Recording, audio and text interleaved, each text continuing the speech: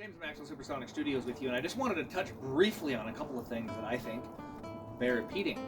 So, for a long time, since, for about 2 decades now, I've been trying to understand the DeLongis rolling loop system, and most recently, last year, almost actually a year ago, I got to spend 7 very intense hours with Anthony. I've spent some time with him at Comic-Con going through his classes there. So, I just wanted to mention a few things that I think are really important if you're trying to understand the system. That is that it is a different manner of whip cracking, which is really, really hard to convey over video. As he and I are very fond of saying, it's really easy to make a whip crack. It's what it's designed to do. I'm using a 4.5 foot fighting whip right now. That's the easy part. The hard part is when the whip crack is not the goal. It's the end result. And I think that rolling loop really speaks to that.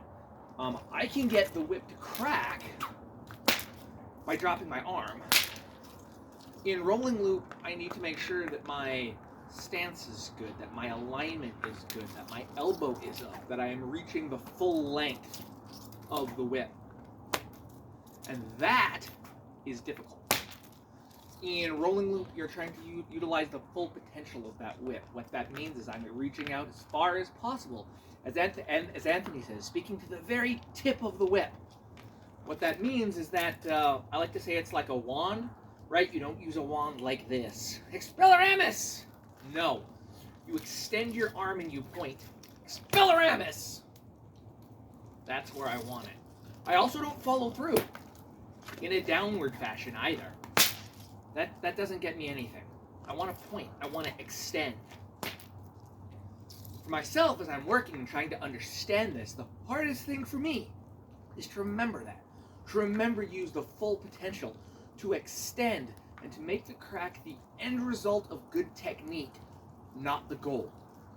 So, I actually crack a lot less than when I just wanted to crack. Cool. That's not what I'm looking for. I want to extend. Use the full potential no matter what the figure is, whether it's a direct throw, or a compound throw, or a trebuchet throw. Let's try that again.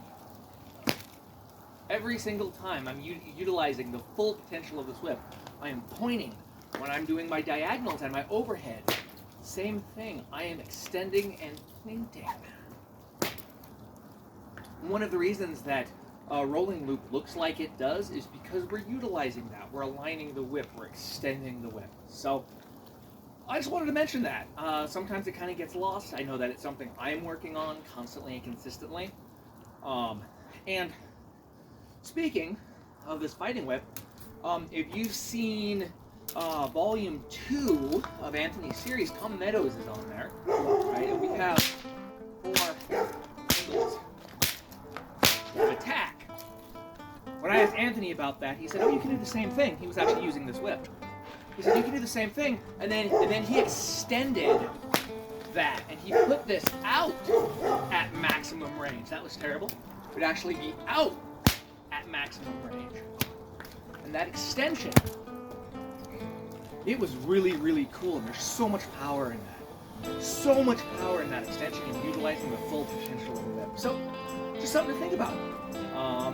Until then, I'm James Maxwell. Practice. Stay safe.